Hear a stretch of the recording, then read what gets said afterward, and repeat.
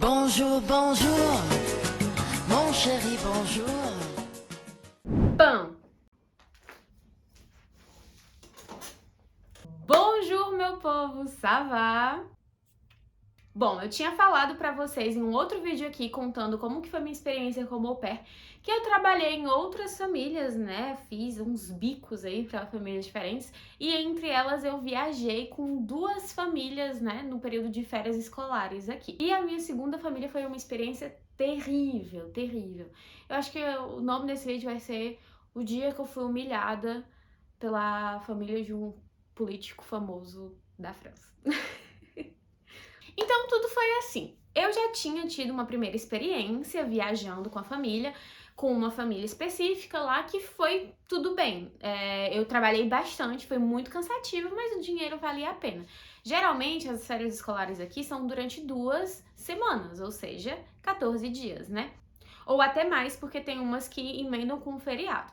Pois bem, para a primeira família, eu trabalhei durante 7 dias. Então, eu fiquei uma semana inteira com eles e eram 3 crianças. É só eu e a avó lá numa ilha aqui na França. E foi bem divertido, mas foi muito cansativo também.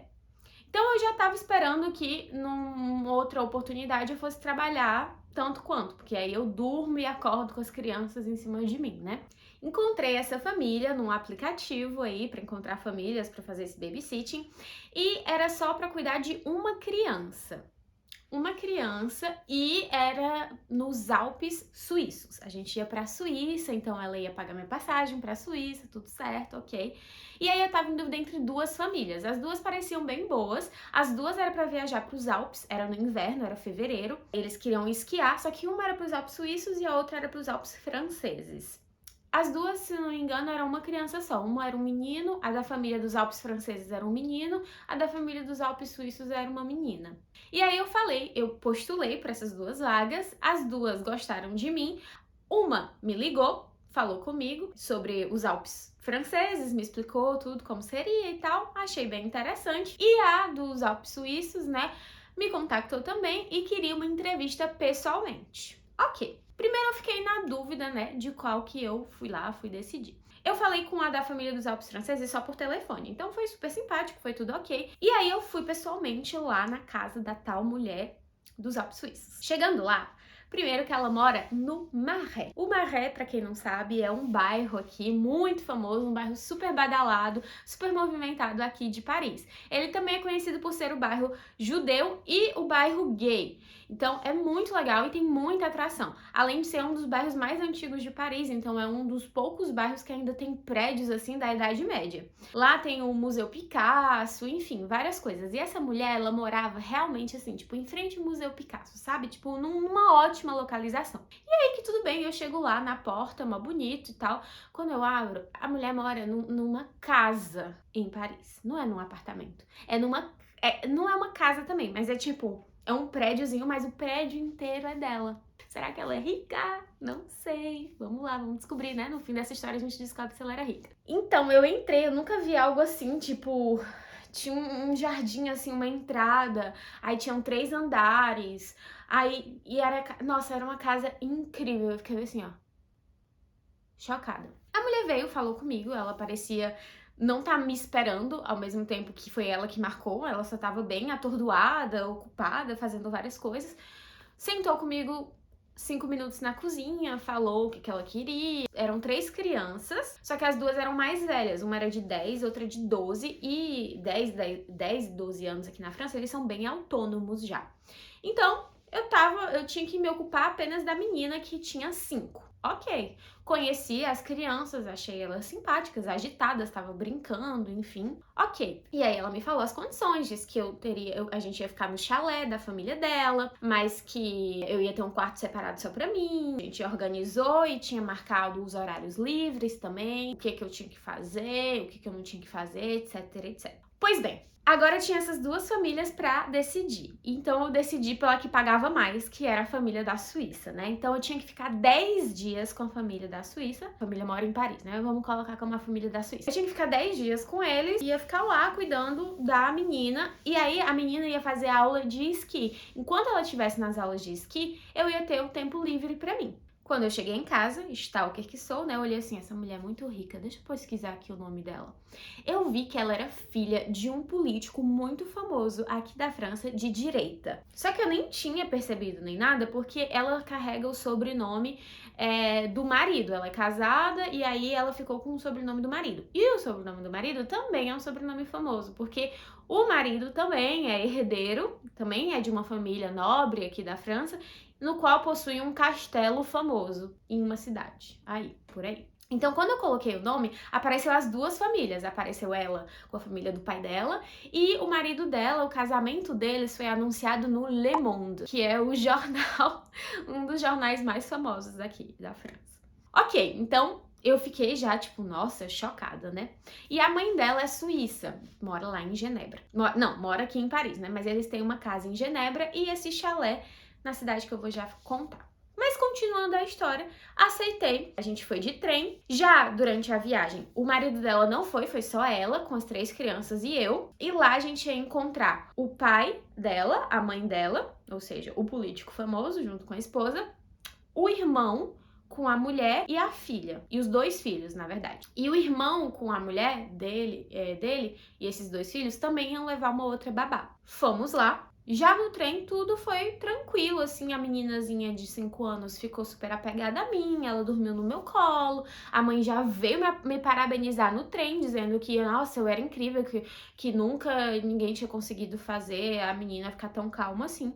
Eu já estranhei, né, porque eu já tinha achado a menina super calma e pensei assim, ué, ela não é calma? Spoiler, não era. Mas enfim, chegamos então primeiro em Genebra, a mãe dela, da fulana, foi buscar a gente na estação, pegamos o carro e fomos para um palácio, assim, eu não sei explicar. A casa em Genebra era em frente ao lago, onde tem a fonte, o marco principal de Genebra, né, que é aquele jato d'água. E aí é um jardim gigantesco que dá de frente para esse jato d'água. Eu vou deixar aqui um stories que eu gravei na época, passando para vocês verem esse é coisa de doido, assim, a porta abrindo, enfim. E a casa em si tinha, tipo, 3 andares com elevador. Eu nunca vivi algo tão rico assim na minha vida. Passamos a primeira noite lá em Genebra e em seguida a gente ia partir de manhã cedo para os Alpes, que aí a gente ia para Axtad. Eu não vou pronunciar bem, eu nunca sei pronunciar porque essa é uma parte alemã da Suíça, eu não sei pronunciar, mas Stad. Não sei, mas é isso aqui que tá aparecendo na tela de vocês. Esse lugar, ele é muito conhecido por ser muito caro. Começa daí, que eu já não tava no meu lugar. Há muito tempo eu já não tô nessa história, né? Mas esse lugar é muito caro mesmo. É muito conhecido porque, sei lá, Michael Jackson ia ficar passando as férias lá, enfim, nos hotéis. E a cidade é um ovinho, assim, é muito pequena. Então você chega lá, é real as pessoas. É tipo, sei lá, Mykonos da Suíça. Só gente que veste Prada e Dior pra esquiar na neve. Já na primeira noite, lá no castelo, na primeira noite do castelo, lá em Genebra, as coisas já estavam mais, assim, difíceis de lidar. As crianças já estavam bem mais agitadas. A de 10 e a de 12, apesar de eu não ter que cuidar delas, elas ficavam o tempo todo com o irmão. Então, a irmã ficava o tempo todo com eles. Então, eles brigavam muito. Eu tinha que todo tempo ficar separando, enfim. Então, eu não tava só com uma criança. No final das contas, eu fui ludibriada e eu tive que cuidar das 3. E adolescente, inferno. Ainda mais adolescente mimado. Pré-adolescente. Mimado. Então, tudo o que eles faziam, eles compravam, tudo eles negociavam com a mãe, sabe? Tipo, o filho queria porque queria ir na frente, sentar na frente, no carro junto com a mãe, enquanto a mãe dirigia. A mãe disse, não, vai pra trás, o menino sentado lá. Aí fala assim, eu só vou lá pra trás se você me der um PlayStation 3. Aí ela, tá bom, eu vou te dar. E dá o PlayStation 3 pro menino, o menino vai sentar atrás, sabe? Tipo, não tinha autoridade. Então, isso faltou muito e fez com que o trabalho da babá aqui fosse muito pior. Mas, enfim, foi tudo bem. A gente jantou, tranquilo, todo mundo na mesa, eu ajudei a menina, enfim. Chegamos lá no tal chalé. Começou que eu já cheguei e eu tive uma infecção urinária no segundo dia, assim, muito forte. Eu não sei o que aconteceu, passei muito tempo sem beber água, enfim, tive uma infecção muito forte. Tive que ir na farmácia, na parte alemã da Suíça, eu paguei 60 francos suíços num remédiozinho que era um pozinho para infecção urinária. Me ajudou muito, mas, gente, 60 francos suíços, façam as contas, num remedinho. Não é bom. Além disso, no chalé não tinha Wi-Fi. Até tinha, só que o irmão dessa mulher, ele era muito sensível às ondas e não sei o que, e ele tinha muita dor de cabeça, então ele desligava. Então, toda a vida que ele tava em casa, o Wi-Fi tava desligado, ou seja, o tempo inteiro, porque é um chalé e ele só saía uma vez ou outra pra esquiar, e é um chalé dele, ele ia todo ano, então ele nem vai mais esquiar, ele ficava o dia em casa, então não tinha como, eu não usava. Então, nos 2 primeiros dias, eu tentei usar a minha internet, só que aí, logo em seguida, eu recebi um SMS da minha companhia telefônica, da minha operadora telefônica, me falando que eu já tinha passado o meu limite, isso em 10 minutos que eu tava usando, e eu tinha que pagar 50 euros. Então eu já paguei 50 euros. Isso tudo já tava me custando mais caro do que o pagamento que eu ia receber ali. Brincadeira, mas foi isso. Enfim, eu não vou contar cada detalhe, cada dia, mas eu vou contar mais as coisas ruins que eu passei lá. Primeira questão é que realmente a criança era muito, muito mimada e tudo ela queria resolver no grito. Literalmente, se a gente falasse assim, não, tá na hora de ir no banho, ela não quero. Tá na hora de ir pro banho, eu tentava, sei lá, contar uma historinha, funcionava, só falava assim, eu vou te contar uma historinha enquanto você tá lá na banheira, deitada que nem uma princesa, enquanto eu leio uma historinha e você fica limpa, sabe? E aí, tinha sempre que negociar com as crianças. A mãe faltava muita autoridade, tipo, teve um dia que eu acordei mais tarde, eu podia ter acordado mais tarde, porque ela falou que era pra eu estar lá pronta a tal hora. Mas eu acordei cedo porque era uma gritaria em casa, a mãe não tava controlando os filhos, e essa mãe, ela gritou pra avó das crianças, né, pra mãe dela, mãe, meus filhos não estão me obedecendo, me ajuda. Eu achei aquilo o cúmulo. Eu fiquei assim, não acredito que uma mãe tá gritando, falando isso com a criança, sabe? Mas enfim, aconteceu, ela realmente fez isso. As crianças por si só eram difíceis de lidar. Além disso, eu acabei não tendo horários livres. O horário livre no qual ela falou que eu ia ter, eu não tive, porque quando a criança ia pra aula de esqui, ela mandava eu fazer outras coisas, tipo botar as roupas na máquina de lavar, passar o aspirador, arrumar o quarto de brinquedos. E, gente, eu tava no meio das montanhas, nos Alpes, assim, num ovinho, sabe? O centro da cidade eu tinha que descer, acho que eram uns 20 minutos caminhando, mas assim, não tinha nada pra fazer. E o centro da cidade eu ia esbarrar com eles em todo canto, sabe? Também tinha isso. Então, tipo, nos 2 primeiros dias eu já tinha conhecido a cidade inteira, eu já sabia o que tinha ali e o que não tinha. Depois não tinha mais nada que fazer, então eu ficava em casa, eu não podia ficar no celular porque eu não tinha internet. Eu não tinha levado livro, não levei nada. E aí eu fazia uma coisa ou outra, tipo, arrumar o armário de brinquedos eu arrumei inteiro, sabe? Mas passar o aspirador eu me recusei. Mas enfim, tinham essas pequenas coisas nas quais ela, inclusive, reclamava que eu não fazia. Tipo, tirar a louça da máquina de lavar, a louça de todo mundo. Ah, mas você também comeu com a gente, enfim. Um outro detalhe que me incomodou foi que desde o primeiro dia ela pediu pra que eu comesse na cozinha com a outra babá. Então só eu e a outra babá, a gente comia na cozinha enquanto todo mundo tava lá comendo na mesa. Então, assim, foi ali que eu senti, assim, um choque de tipo, olha, você não é igual a gente, você é inferior, vai pra cozinha, sabe? Eu me senti dessa maneira. Ok, até aí já não tá tudo bem, mas ok. Então eu só tava esperando que acabasse, assim, que acabasse. Aí quando foi em alguma outra noite, eu tava jantando e dando o jantar pra criança, então ela tava sentada aqui do meu lado, eu dando o jantar pra ela, enfim.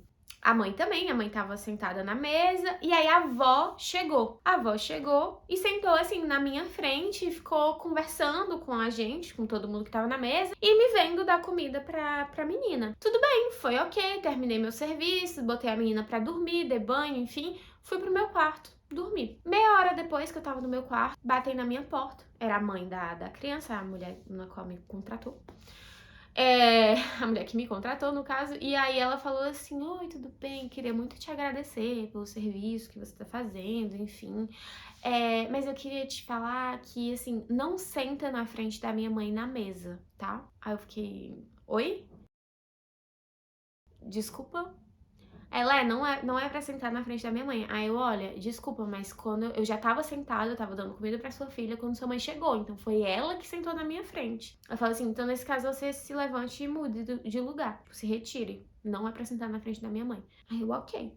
E assim, o tratamento era esse, sabe? Teve um dia, inclusive, que ela pediu pra eu levar a menina pra ir patinar no gelo, no centro da cidade. E ela me deu, sei lá, 20 francos, sabe?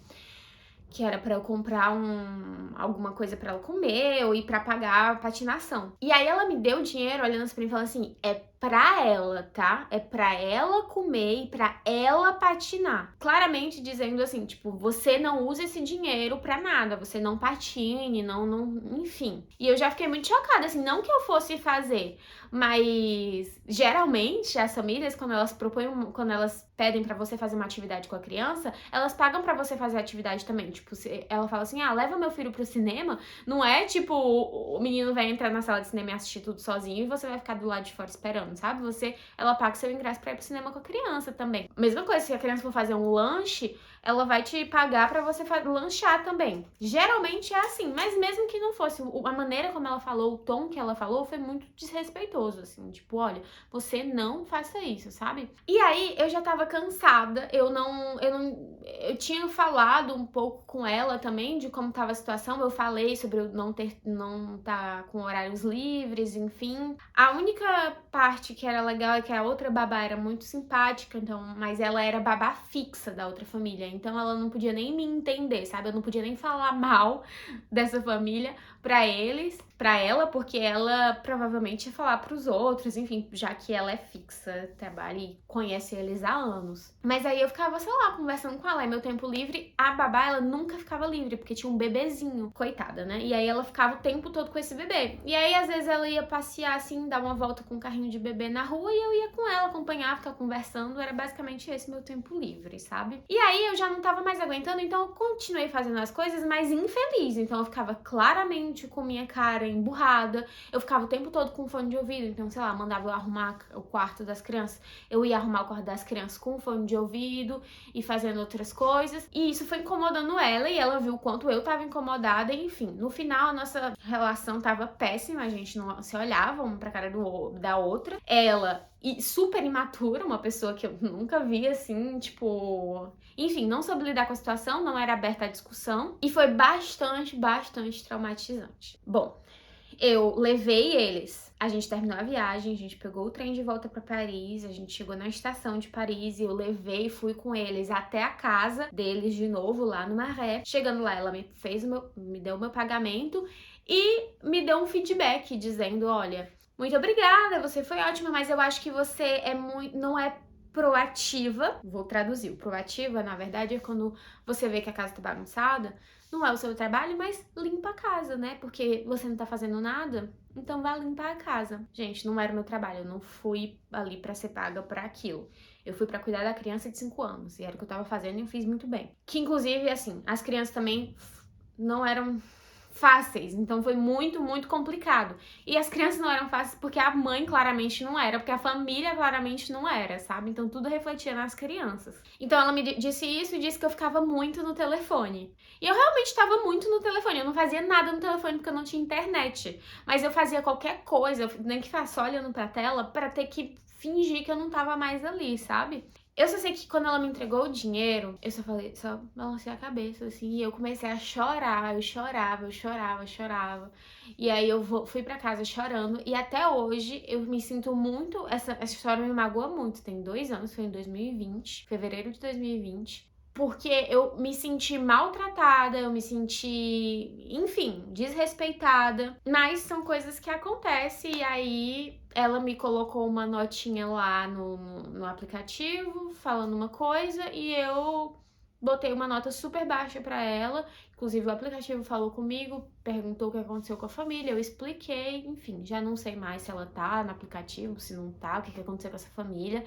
Mas essa mulher me assombra e toda vida que eu passo em frente à casa dela no Marais, porque é uma rua movimentada e turística, eu morro de medo de encontrar com ela ou com uma das crianças, da gente se reconhecer, porque me traumatizou profundamente e eu não sei qual seria a minha reação. Eu acho que eu me esconderia, eu não queria ver, eu sei lá. Mas foi isso, a gente tem experiências boas e experiências ruins estando no exterior, né? E eu fui humilhada. Foi isso que aconteceu.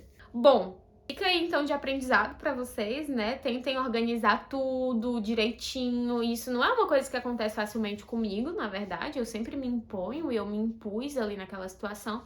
Eu consegui tirar um pouco de proveito, porque eu vou deixar umas imagens também aqui de como que foi lá, enfim, eu vi, acho que foi a primeira vez que eu vi neve, assim, muita neve, brinquei na neve, vi os Alpes, enfim, então foi uma experiência bacana nesse sentido, mas que eu não repetiria. Agora eu vou sozinha como turista para os Alpes suíços. Mas é isso, então se você gostou desse vídeo, gostou dessa minha história, quer ouvir outras histórias que eu tenho pra contar mais um monte, deixe seu comentário aqui embaixo, deixa um like nesse vídeo e a gente se vê num próximo. Bisous!